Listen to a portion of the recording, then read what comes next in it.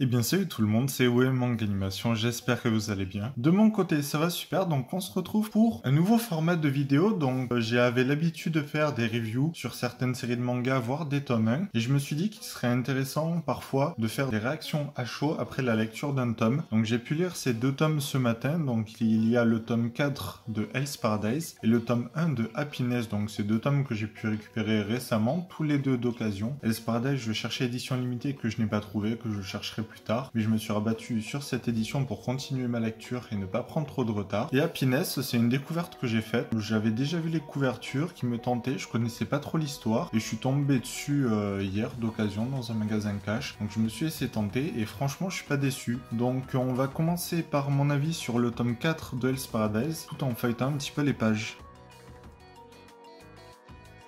Hell's Paradise, donc c'est une série de Yuji Kaku aux éditions Kaze. C'est une série que je suis depuis qu'elle est sortie. Et ce qui est intéressant, c'est qu'il y a des éditions limitées. Au même prix que le neuf, il y a juste la couverture qui change et qui est la même que la couverture au Japon. Donc c'est assez intéressant parce qu'elles sont en couleur. Ce qui est un petit peu dommage, c'est qu'à chaque fois, ils changent les enseignes. Donc il faut à chaque fois se déplacer et trouver l'enseigne. Pour le tome 4, c'était dans des librairies indépendantes. Et les librairies indépendantes près de chez moi ne l'ont pas reçu en édition limitée. Donc je me suis rabattu sur cette édition classique. Donc Hell's Paradise, on va suivre l'histoire de Gabi Maru, je vous en ai déjà parlé dans une vidéo review tome 1. Il y a plusieurs forcenés, des condamnés à mort qui sont envoyés sur une île, qui ont pour but de trouver l'élixir d'immortalité et de le ramener au shogunat, donc c'est un petit peu l'équivalent du président.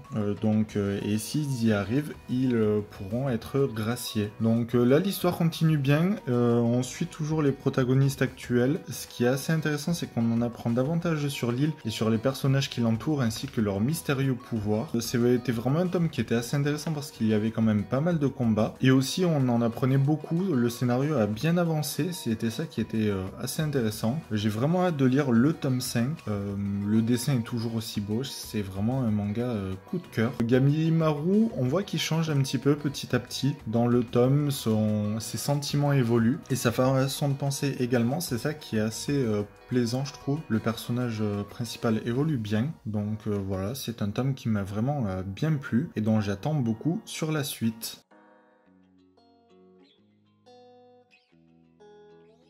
On va passer donc au tome 1 de Happiness de Shuzo Oshimi aux éditions Pika. C'est une série qui s'est terminée en 10 tomes au Japon et actuellement en France, on est au 8e tome. Donc pour vous faire un petit résumé, on va suivre Makoto qui est un jeune, il me semble, soit il est au collège soit au lycée, je me rappelle plus exactement. Et il a une vie plutôt banale. Un soir, en voulant ramener des DVD, il se fait attaquer par un vampire et ce vampire lui laisse le choix de vie ou de mort. Et s'il choisit la vie, il deviendra comme le vampire, sauf que le vampire ensuite s'enfuit et lui il se retrouve à l'hôpital sans trop avoir de souvenirs. Donc on va voir un petit peu qu'est-ce que ça va changer dans sa vie de devenir un vampire. C'est assez intéressant parce que l'histoire se développe bien dès le tome 1, il y a une bonne intrigue je trouve. Le dessin est vraiment très joli, il y a des planches qui sont assez sobres, mais j'aime beaucoup le style des personnages. C'est un tome qui se lit quand même assez rapidement, je tiens à le dire. Makoto c'est un jeune élève qui était harcelé à l'école et puis on se rend compte quand même que ses capacités physiques évoluent et qu'il va pas se laisser